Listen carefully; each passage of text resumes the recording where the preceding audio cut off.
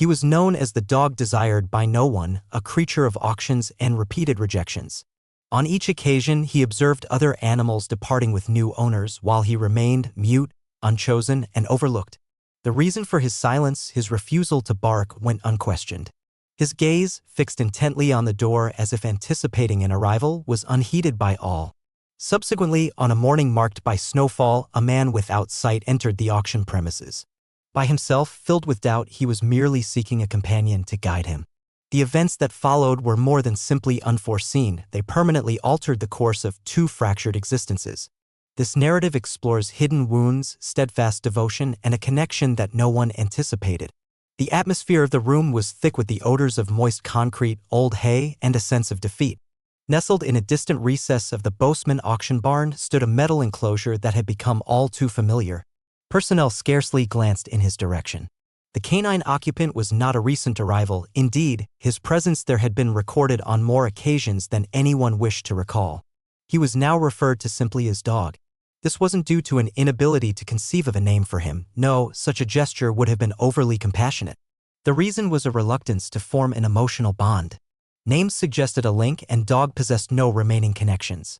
Beneath the dim fluorescent illumination, Dog stood motionless, his gaze unfocused, staring beyond the iron bars as if they were not there. His coat, previously dense and lustrous, now adhered to his frame in matted patches of lackluster gray and soiled brown. He was not advanced in age, yet his spirit seemed ancient, every look conveying the burden of too many farewells that were never his to choose. "Next one up," the auctioneer announced, his voice tinged with a sigh, as though weary of reciting the identical script. Male German Shepherd, 5 years, approximately. No history of adoption. Aggression has been noted. Returned on 3 occasions. His tone lacked any severity, it was purely routine, like declaring another lot of discarded implements. The small gathering of prospective adopters shifted, exchanged murmurs, and directed their gazes anywhere but towards the cage. One man grimaced when Dog's eyes met his. Even though there was not a trace of menace in the stare, only a remoteness that conveyed, "I have witnessed too much to accept your smile," it was enough. A young girl pulled on her father's garment, inquiring if they could visit the other young dogs. He offered no reply, merely pivoting and departing. Dog did not recoil. He did not whimper. He did not bark. He had ceased attempting to earn affection through performance. He simply sat, slowly drawing his legs beneath him with a deliberateness that suggested his bones retained the memory of colder surfaces and more extended nights. Behind the auction ring, Harper, a volunteer at the shelter on a part-time basis and a full-time empath, stood making notations. Her responsibility was ostensibly to record behavioral tendencies, but recently she had taken to writing down her impressions. Beside Dog's name, she inscribed, "Why does he persist in waiting?" Because Dog invariably waited, week after week. Each time someone neared, he would rise, not wagging his tail, not pleading, just standing, observing until they moved on. Then he would sit once more, each instance a fraction slower. There was an instance during this particular auction when a family almost paused. A couple, the man rugged in appearance, evidently favoring outdoor breeds. He glanced at Dog, stroked his chin, and remarked, "He's a return. Nah, don't need trouble." And just like that, the chance disappeared with a dismissive gesture. Dog remained immobile. Then a distinct noise resonated, a metal gate clanging shut at the rear of the chamber. For a brief moment, Dog's ears twitched. It was not a significant reaction, but Harper observed it. She circled the observation on her sheet, reacted to sound. That constituted something. The auctioneer clapped his hands with little enthusiasm. "All right, everyone. We shall proceed. The next is a younger male. Unblemished record." More individuals showed interest. Dog stayed where he was, head lowered, eyes cast down. No one placed a bid, and the cage was wheeled back into the dimness like a recurring scene played out too many times. Yet, beneath that quietude, something was stirring, something concealed deep within Dog's being, a refusal to surrender entirely. A connection not yet severed. Harper stayed after the assembly dispersed. She approached Dog's cage, squatted low, and murmured, "What are you still clinging to?" Dog offered no response, but his eyes met hers for a fleeting second, and that was sufficient for her to add one final note in the margin of her paper, "Still waiting for someone." What Harper was unaware of, and what Dog could not articulate, was that this someone had already commenced their journey toward him. He simply had not yet reached him. And upon his arrival, he would not be seeking a pet, he would be in search of a partner. Boseman's winter seeks no approval, it simply manifests, chilling, uncompromising, and weighty, akin to the profound stillness that descends when one's life is abruptly altered. On Main Street, the walkways were concealed beneath a layer of snow, and nestled between the bookshop and a dilapidated gear emporium was a flight of stairs ascending to a modest apartment above Nolan Briggs' uncle's hardware establishment. And there, in that dwelling, faintly illuminated by the soft azure luminescence of a radio clock, Nolan sat in solitude, attending to a world he was no longer able to perceive. 34 is not an advanced age, but it feels ancient when one has transitioned from repairing malfunctioning machinery and traversing sun-drenched fields to meticulously counting one's steps between the bedroom and the bathroom. Like an individual navigating a minefield, Nolan had not always been without sight. Merely 8 months prior, he could discern the serial number on an oil valve without hesitation. Following one workplace detonation and a blinding flash of light, he could no longer read his own name, not even in his own script. He had ceased to measure his days by dates. Instead, he tracked the passage of time through sounds. The creak of his uncle's footwear in the corridor signified 6 a.m. The neighbor's television, invariably too loud, indicated lunchtime. The voice of the evening news presenter at 6 p.m. meant another day had quietly concluded. However, there was something distinct about this particular morning. His uncle had a visitor downstairs, a frequent patron with a resonant laugh and opinions more robust than his judgment. Nolan could not see them, but he could discern every utterance. "They're conducting another auction," the man stated. "Those canines again. The majority of them return damaged. Untrainable. It's not right." That term, broken, embedded itself in Nolan's chest like shards. He was intimately familiar with it. People did not utter it to his face, but he detected it in the manner they proffered assistance before he requested it, the way individuals remarked, "You're performing admirably," when he succeeded in pouring his own coffee, as if rising from bed were a phenomenal event, not a mere Monday. Nevertheless, the notion of dogs at an auction lingered in his thoughts long after the voices had diminished. Dogs awaiting.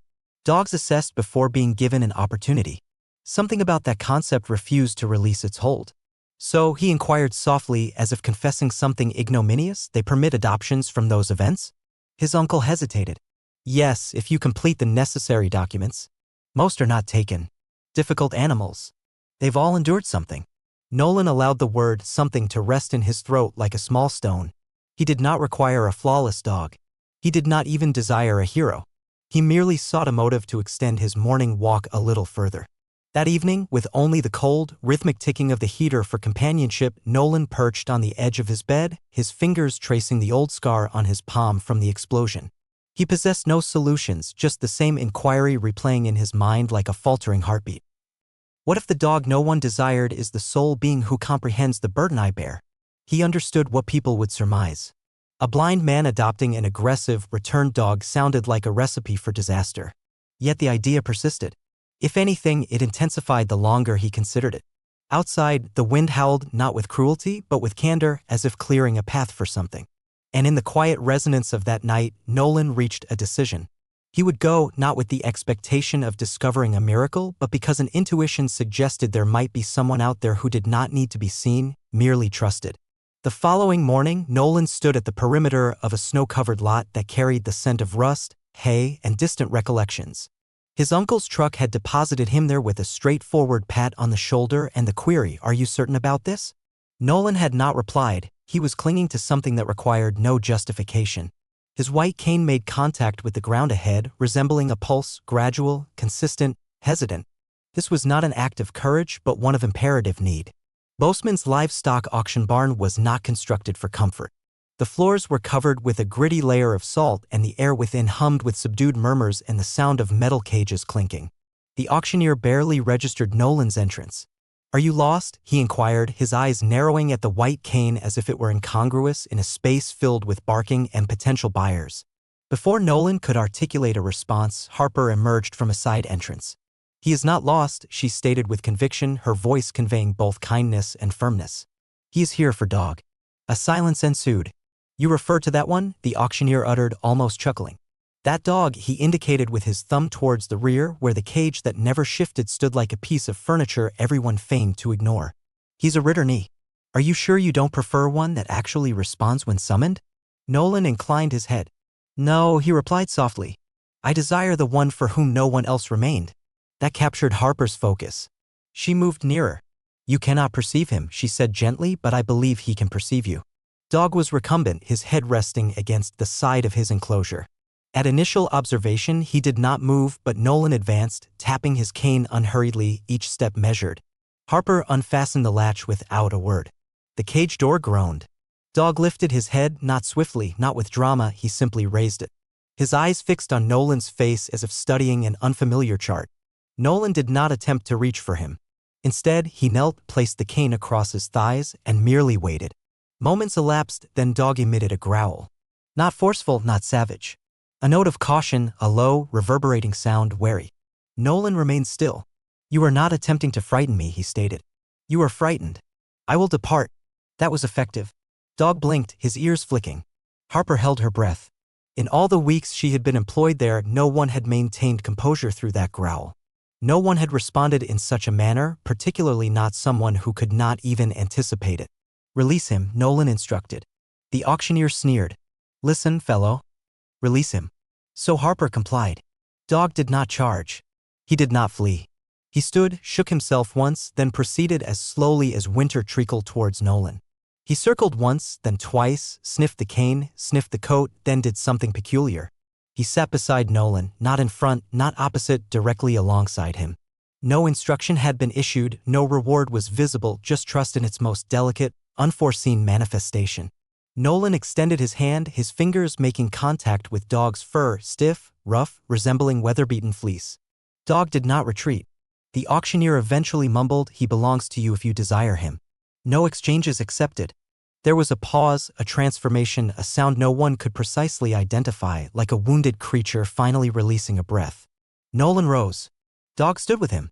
They departed together, one step at a time, past the younger dogs, past the still murmuring crowd, past Harper, who stood motionless, her clipboard partially lowered. As they vanished through the lot gate, Harper hastily wrote something across her page in block capitals. They found each other. The apartment situated above Nolan's uncle's hardware store was not configured for two beings relearning the art of trust, especially when one resolutely refused to communicate and the other had lost the capacity for sight. It was compact. A constricted hallway, a kitchen where the countertops served more as sources of contusions than as stations for food preparation, and a solitary bedroom filled with an overabundance of unanswered questions. Dog entered first, not with assurance, not driven by inquisitiveness.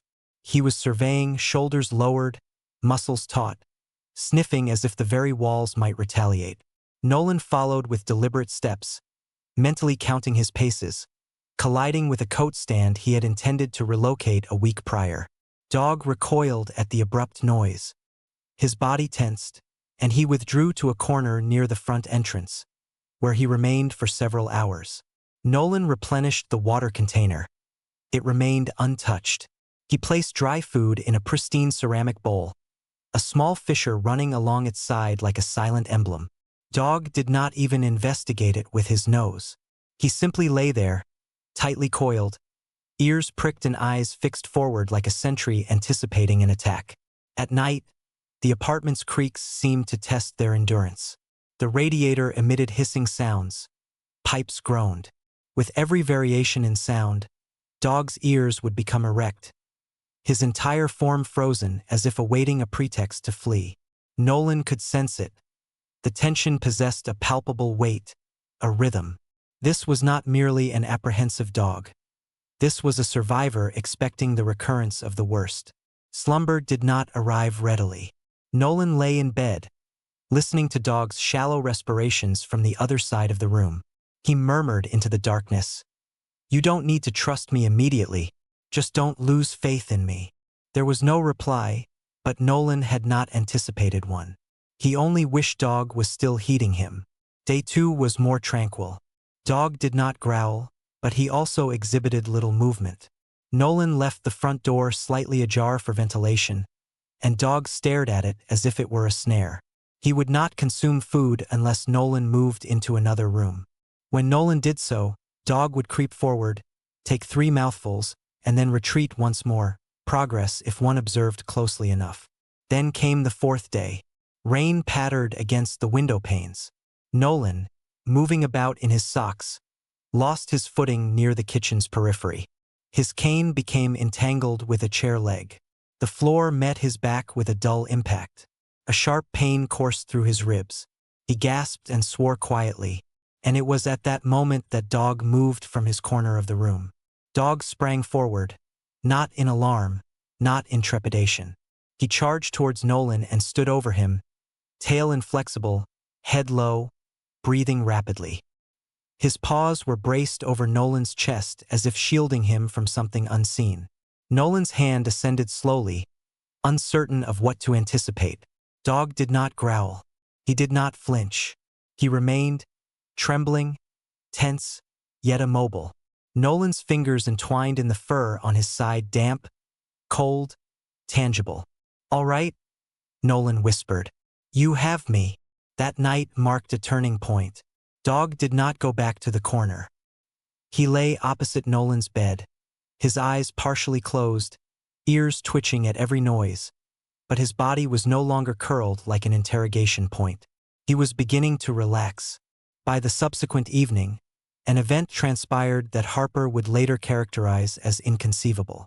Nolan stood at the doorway, snow dusting the steps outside, his hand on the doorknob. Without uttering a word, he inquired, "Are you prepared?" Dog rose. No reluctance, no leash. He simply stood and walked alongside him, his shoulder lightly brushing against Nolan's leg. They ventured into the cold together, neither taking the lead, neither lagging behind.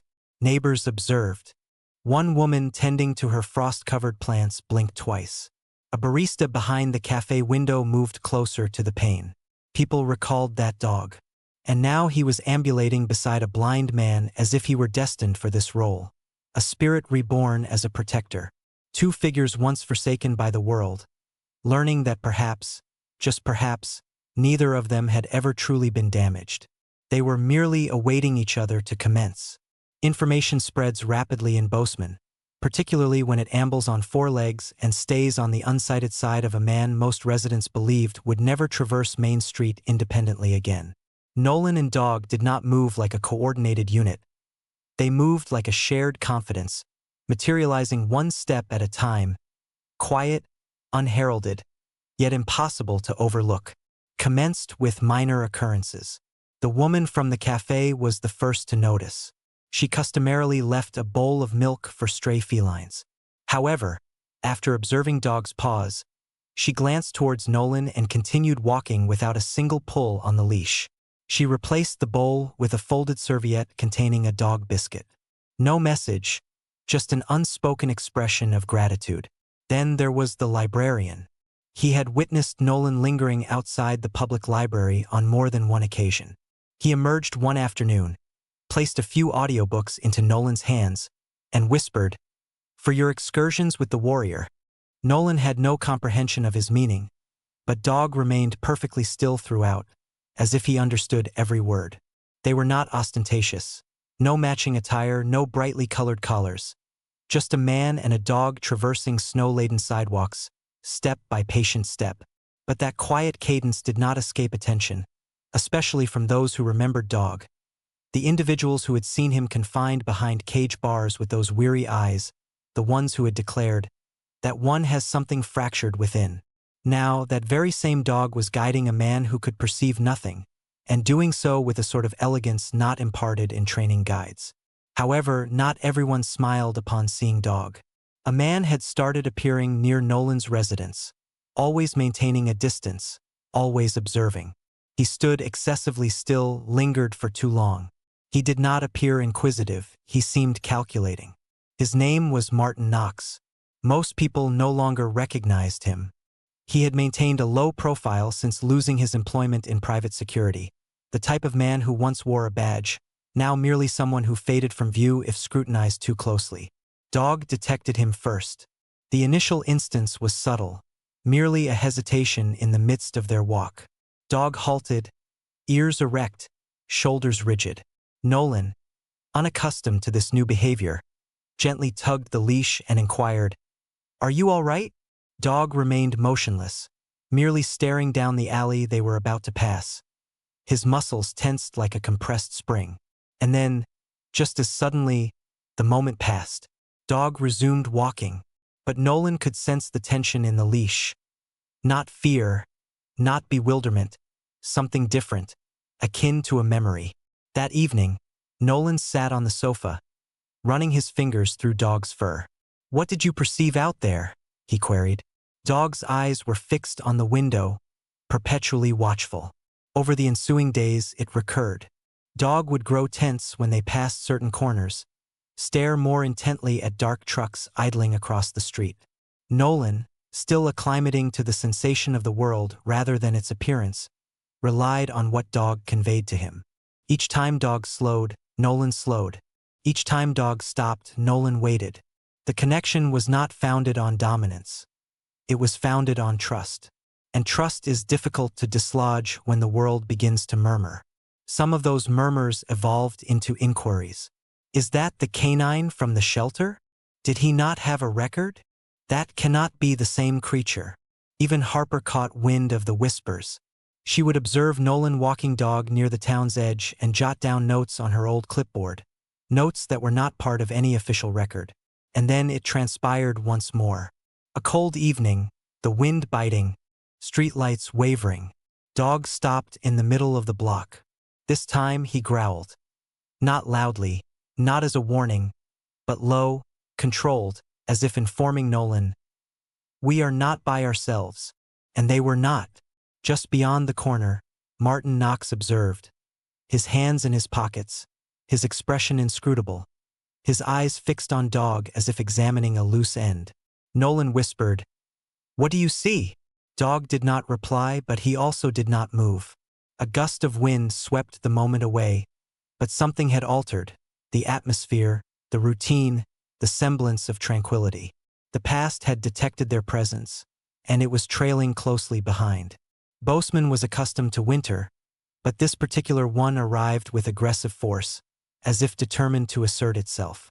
Wind lashed through the alleyways like a sentient entity.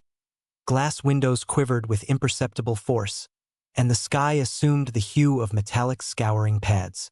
Nolan stood in his apartment, his fingers lightly touching the window pane, sensing the vibration of the approaching storm. The radio had issued warnings of potential power failures. Such admonitions previously irked him. Now, they were taken as undeniable truths. By twilight, the apartment had faded into dimness. No television, no gentle hum of the heater, just the ticking of a mechanical clock and the cold seeping in through every fissure. Nolan ignited 3 candles and positioned them around the room, the unsteady light reflecting off Dog's form as he lay silently by the front door. Rigid, vigilant, motionless. There was a change in him tonight. Not fear, not unease, something more elemental. He was not trembling or cowering. He was observing. Nolan sensed it too, that peculiar charge in the air, not originating from the storm, but from something else. At 8:17 p.m., the knock sounded. Not loud, not frantic, just 3 brief raps on the door. Nolan halted mid-stride. Dog sprang to his feet, a low growl emanating from his chest, ears pointed forward, tail stiff. The knock did not repeat. Nolan approached the door warily, his fingers brushing against the handle. "Who is it?" he inquired. Silence. He opened the door a mere fraction. Just the wind. A blast of air propelled snowflakes across the floor. No one was on the landing, but Dog was not convinced. He growled more audibly, then lunged past Nolan, teeth bared towards the stairwell, where faint, damp footprints, fresh, led downwards. "Dog!" Nolan called, his heart racing. "Return." The German shepherd came back unhurriedly, still gazing into the hallway, his body alive with tension. Nolan closed the door, secured it, then leaned against the wall, every muscle taut with apprehension. The night extended. Dog did not rest. He did not stir from the door, not even for a drink. The following morning, the electricity flickered back on. The furnace sputtered into operation. The air grew warmer, but the room stayed suspended in the memory of the previous night. Nolan contacted Harper. She arrived that afternoon, her jacket dusted with snow, a worried expression supplanting her usual composure. "Something is amiss," Nolan stated. Dog. It's as if he perceived something out there. Someone. Harper did not respond immediately. Then she released a slow, heavy breath. I was not intending to disclose this to you, not just yet, but I believe you must be aware. She retrieved a slender manila folder from her coat and set it on the table. Nolan heard the faint rustle of old paper as she opened it. Dog wasn't merely returned due to growling or failing a training assessment, she revealed. He originated from a private security handler. Martin Knox. Nolan tensed. The individual who has been loitering, Harper affirmed with a nod. Knox vanished some time ago, disappeared during an assignment in the forest area beyond town. When the rescue party located Dog, he was wounded, near starvation, huddled in a snowdrift. No trace of Knox, only bloodstains and signs of frostbite. They never discovered the body? Nolan inquired, his voice hollow. No. And Dog? He ceased reacting after that. Withdrew completely. Refused to eat. Remained immobile until you. Nolan's throat constricted. Why me? I am uncertain, she replied. But I believe you were the first individual he did not perceive as a danger. The first who did not attempt to exert control over him. Outside, the wind had abated, but the tension lingered. Dog stayed near the door, unaffected by the discussion, yet attuned like a soldier receiving distant commands. Nolan gazed at him, not with compassion, but with profound respect. You have witnessed more than I, he murmured. And you are still present. The reality was not merely that Dog had endured something dreadful, the reality was that he might have observed something no one had possessed the fortitude to confront. And now, whatever lay interred out there in the cold was no longer remaining interred. It had followed them home. There is a certain gravity that accumulates when an individual bears unspoken verities. Dog did not articulate, yet everything about him conveyed to Nolan that something long interred was ascending to the forefront. Since the evening of the tempest, Dog had transformed. He was not merely vigilant, he was intensely focused. Each morning, as Nolan fastened his boots and reached for the lead, Dog would direct him towards the same route, out of the town, towards the periphery of the forest, invariably the identical path, invariably with a clear objective. Nolan identified this pattern after 3 days. Initially, he surmised it was merely a favored course, familiar sense, more secure ground. But Dog was not opting for ease, he was opting for recollection. Each hesitation, each inclination of his head felt like a marker. The lead began to feel less like a means of guidance and more like an unvoiced chart. By the week's conclusion, Nolan telephoned Harper. I believe he is attempting to reveal something to me, he stated. Harper joined them at the commencement of the trail. She did not request substantiation, she simply fell into pace beside them as Dog guided the way, his ears twitching, his tail low but unwavering. They traversed the woods in quietude, their boots crunching on the hardened snow, the wind weaving between the trees. Dog moved with the precision of a soldier on a mission. And Nolan could sense it, whatever they were approaching, it was not novel to Dog. It was old, recognizable, and distressing. Then, shortly before midday, Dog halted. They were now deep within the forest, distant from any discernible path. Ahead lay a gully bordered by frost-covered undergrowth and a declivity just steep enough to catch someone unawares. Dog advanced slowly, deliberately, then commenced digging, not in a playful manner, not out of curiosity, but with ferocity. His paws tore at the snow and frozen soil with a desperation that could only stem from memory. Nolan stood motionless, one hand resting on a tree, listening to the sound of claws against ice, the low whine in Dog's throat. Harper knelt beside him. He is searching for something, she remarked. No, Nolan whispered. He already knows its location. Dog did not cease until his paws encountered something firm, something concealed. Harper reached down and brushed away the loose snow, uncovering old material, a fragment of a jacket sleeve tattered, discolored, but unmistakably artificial. They designated the location and contacted the sheriff. The following day, the information arrived: human remains. The body was identified through dental records as Martin Knox. For the first time in 2 years, the enigma of Knox's disappearance had a resolution. Yet, what held more significance was not the name on the official document, it was who had located him, or more accurately, who had led them to that spot. The account spread like an uncontrolled blaze. News organizations descended upon Bozeman. Headlines proclaimed, blind man's dog solves cold case and auction dog leads to missing handler's grave. Harper managed more calls in a single day than she had throughout the entire year. But Nolan did not engage with journalists. Instead, he sat with Dog on the rear porch of the shop, a blanket draped over his legs, the leash lying loosely between them. Dog rested his head on Nolan's knee, his eyes shut, not slumbering, but finally tranquil. "You recalled all of it," Nolan remarked. "And you still moved onward." That evening, Harper returned, bearing more than just words, a duplicate of the initial report. Within it were particulars Dog had never been capable of conveying. Knox's last known whereabouts had been within a mile of that trail. Dog had remained in the vicinity when search parties arrived, but he was dismissed as a stray. The truth had been beneath their feet all along, awaiting someone to trust Dog's silence. Now they had, and he had provided the one thing no one anticipated: closure. But even more profoundly, he delivered something only Nolan could perceive in its entirety. Dog did not merely survive what transpired in those woods, he opted not to allow it to characterize him. And now he had guided Nolan out of his own darkness as well. 2 survivors, 2 paths traversed, and 1 trail remaining to be walked together. The morning subsequent to the discovery of the grave, the town awakened altered, not colder, not more silent, but cognizant. Something had transformed. Bozeman had always been a community where residents knew each other's canines. But now, they regarded Dog with reverence, not merely as a pet, not as a former auction cast-off, but as something more significant, as evidence that even the Forsaken could achieve legendary status. Nolan paid no heed to the headlines. He disregarded the calls, turned down the interviews, never replied to the local news anchor who left 3 voicemail messages on his landline. However, he could not evade the people on the street. They whispered as he passed, held doors open longer, offered complimentary cups of coffee he never solicited. Some attempted to pat Dog on the head. Dog permitted none of it. He was no longer just Nolan's guide, he was his steadfast support. That evening, Nolan revisited the place where everything commenced, the auction house.